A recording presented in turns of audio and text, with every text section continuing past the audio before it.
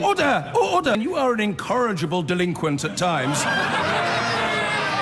Behave yourself, man! Last night, this programme revealed how Brexit campaigners working for Leave.eu faked a video and appeared to stage photos of a migrant attack.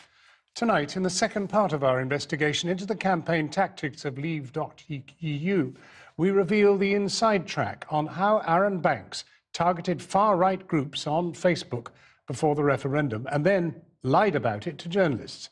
The revelations come in a cache of secret emails and documents seen by this programme, which reveal how banks bombarded the BBC when they tried to run the story, threatening legal action and accusing them of a smear campaign. Fatima Manji has this exclusive report.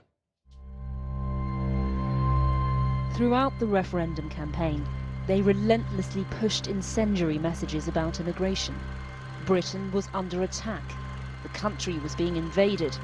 Europe was allowing terrorists to run amok. The aim, it seems, to fuel tensions over immigration. Did we sometimes go a little bit over the top? Probably. It was ruthlessly executed in a business-like way, and, we stayed on message. In the febrile atmosphere, a Labour MP was murdered by a far-right extremist just days before the vote. The street behind me was the scene of the first murder of a British Member of Parliament since 1990.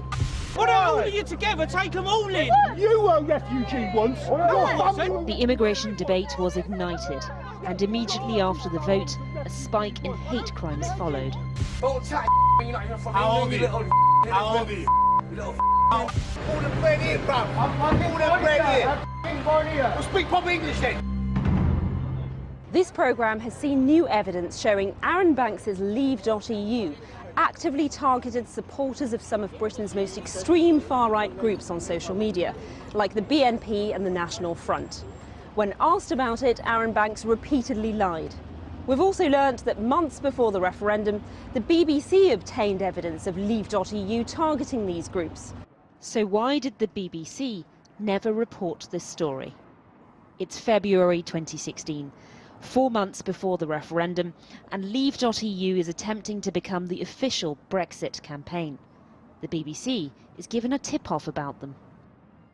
It's a series of Facebook screen grabs showing a Leave.eu advert. They include these pop-up messages from Facebook telling the user Leave.eu wants to reach them based on pages they've liked and ads they've clicked on. In this case, far-right groups.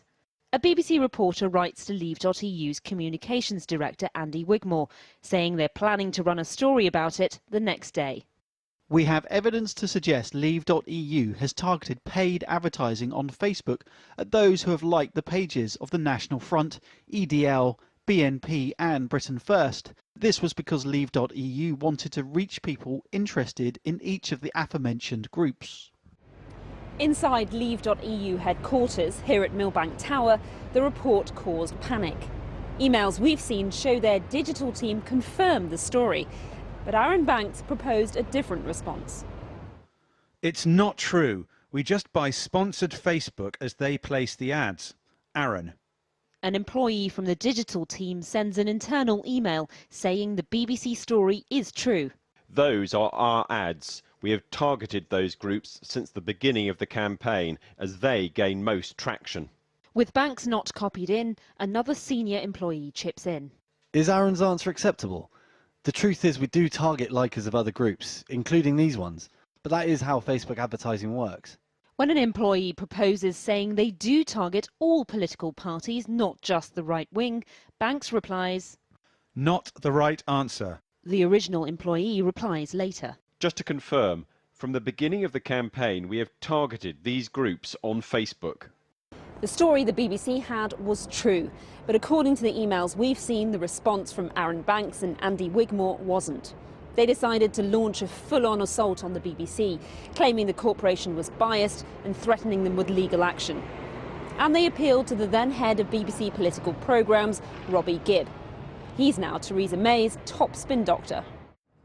Robbie Gibb is one of the most powerful people in Number 10. He's been the director of communications there since 2017.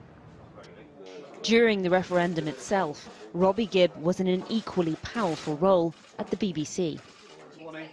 Despite the Leave.eu social media team telling him otherwise, Banks writes back to the reporter, copying in Gibb. It's wholly wrong to say we have targeted extreme right parties any more than, say, communist. It's anyone who has expressed an interest in leaving the EU. Your report needs to reflect this, or it will be biased, and if we have to, we will take whatever legal action we need to protect our reputation. Then, in a series of late-night emails to Robbie Gibb, Banks complained about their spokesman Richard Tice being dropped from a BBC programme, claiming this was all a smear campaign. We do not specifically target the BNP or any other party or group, and to say otherwise is wrong. Off the back of this, Richard Tice has been bumped off the Mars show again. Why can't he go on and defend opposition if necessary? Half an hour later, all this is an attempt to portray us as racist. Minutes after emailing Gibb, this is what he told Richard Tice. I don't think they will run it after all that lot. You will have a busy week next week, since Robbie will react by giving us massive exposure. Here's how Arron Banks claims the incident unfolded in his book, The Bad Boys of Brexit. I woke up to news that the Beeb is planning to run a smear story about our Facebook pages. Robbie Gibb is being quite helpful and says he's trying to hose it down. The following morning, the BBC didn't run the story, and Robbie Gibb responded to Arron Banks about the cancelled interview. The MAR programme felt it would not be able to ignore the story during the planned interview. As all the facts are not yet clear, we did not think it was appropriate to conduct the interview at this time.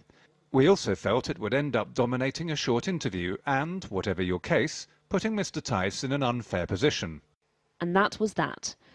We don't know who made the decision to cancel the interview and exactly what discussions took place inside BBC News. But the BBC insist it was the decision of the programme's editor. The role of the BBC as a public service broadcaster having to present impartial coverage, it is very concerning.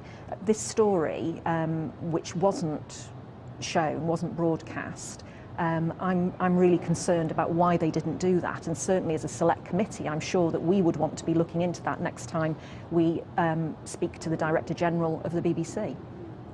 Tonight, Robbie Gibb told us, "These allegations are ridiculous and without merit. I remain proud of my contribution to the BBC's impartial coverage of the 2016 EU referendum campaign." The former chairman of the BBC Trust is also concerned. Lord Patton told us these are serious allegations and that the BBC's Director General should investigate why the story was dropped. So why did this story not make air? Did the BBC cave under pressure? The BBC told us the story was dropped because they were unable to establish that Leave.eu had targeted far-right groups deliberately. They say Robbie Gibb was not the editor involved with the story and had no say in the decision not to run it. So what you've seen is Arron Banks was clearly lying to a journalist. What was your impression of these emails? Well, that is how Mr. Banks operates. He doesn't abide by rules, he doesn't respect rules, he doesn't respect the law, and if he doesn't get his own way, he will bully people and intimidate people until he does get his way. And unfortunately, based on your report, it seems that he got his own way with the BBC in this particular situation. The BBC deny that and say they resisted the pressure from Arron Banks. Of course, there are lots of reasons why news organisations drop stories. I think what the emails show, firstly, is the intense political pressure that the BBC was under in the run-up to the referendum. I mean, bullying, legal threats and so on as well over just one story on one day.